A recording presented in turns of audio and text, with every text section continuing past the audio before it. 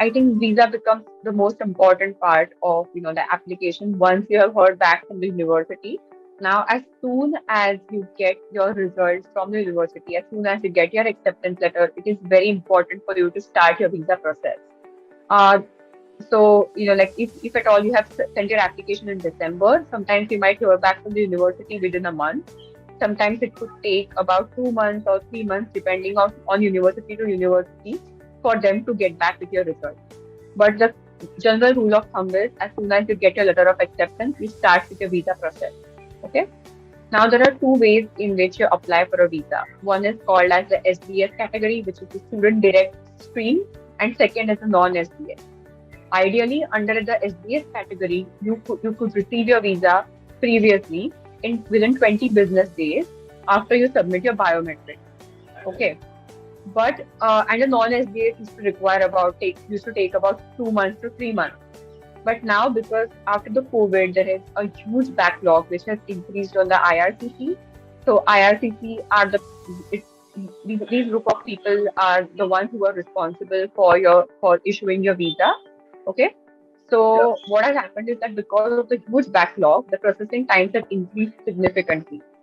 Now, the latest SDS processing time under for Canadian visa study permits are 12 weeks. Okay, 12 weeks is 3 months. So if you apply under SDS, you might get your visa in 3 months. Even if you apply under non-SDS, you might or might not get your visa within 3 months. So the benefit of non-SDS category is that you don't require as many documents. Primarily, what you require is, so there are certain forms that you need to fill. One form caters to all of this process happens online on the IRCC website. Okay. So one is basically your general information about who you are, your family background, how many people are there in your, like in your family, what are their occupations, why are you applying here, what is the program that will be considering Falana Dhankana, and like you have this information. And then you need to submit one more thing which is important, which is your SOP. Okay, which is so it is not a mandatory document, but it is better if you're submitting an SOP in the additional document column. Okay. Now this SOP is different from the SOP that you submit for your college application. The SOP for your visa application contains again your basic information, your family background, your education, why are you applying to the university, and why Canada of all the countries. Like why. So if I'm applying for a gender studies course, a gender studies course is available in India, it's available in the US, it's available in Europe, it's available in Australia. So why am I choosing Canada only for to pursue my master's? Okay, so what about Canada is exciting for me, and why do I think I will be a good fit in not just the Canadian education system, but in that particular university also? Most important point, and you have to kind of convince them that you will be returning to India. Okay, because that is kind of like the most important step of your SOP. So this is generally what is required for non-SDS. Now for your SDS category, what happens is you require, like I said, the basic forms that the IRCC gives you. Once you log in onto your portal, you have to download these forms, you have to fill them up, and you have to re-upload them. Other than that, what is also required is a medical test. Okay, Yeah. a medical test is something that you need to book in advance. Again, once you get your letter of recommendation, you need to also apply for a medical test. Getting the medical test takes about 1 day, but to get an appointment for this medical test in a country in a city like Mumbai it becomes difficult. See, if you're not situated in Delhi, if you're situated in Punjab, you have multiple centers for these medical tests. In Mumbai, you have limited number of centers, so be mindful of that. And because the wait times can be 1 month, 2 months, 3 months for just to get your appointment for your medical test done. And if you already have your medical test, then you can apply for the SDS category. That is one.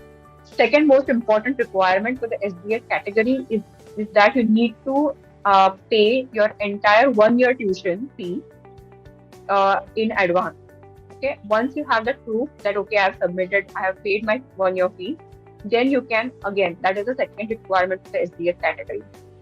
The third requirement for SDS category is something called as the GIP. Okay, it is a guaranteed income certificate. Now, what is that? So it's basically you pay 10,000 Canadian dollars. Okay, this GIC amount will be locked, and they will start paying you on monthly interest basis once you land in Canada. So it's kind of no way of ensuring that you're getting enough monthly money for basic sustenance like rent or grocery. Now, the minimum amount that you can put in a GIC account is $10,000, but it can be as much as you want it to be. And most of the time, a GIC of 1 year only is required. Okay. And it's like, for example, if I've taken a GIC of $10,000, then on my landing, I'll get $2,000 in my hand when once I approach the bank from where I got the GIC from.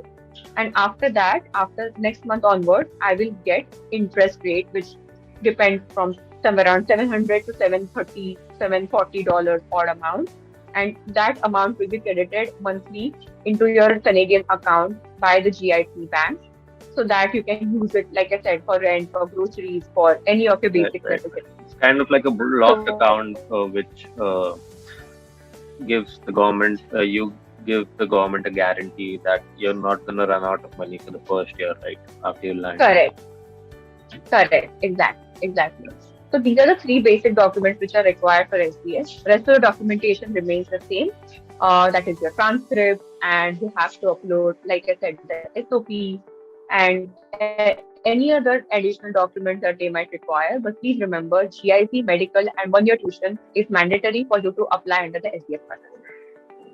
So that is how the entire visa process works. And yes, there are visa application fees as well. The total amount that you pay after you submit the application is $185. Out of that, about I think $85 is for your biometrics, and $100 is for your application that you're sending to Canada.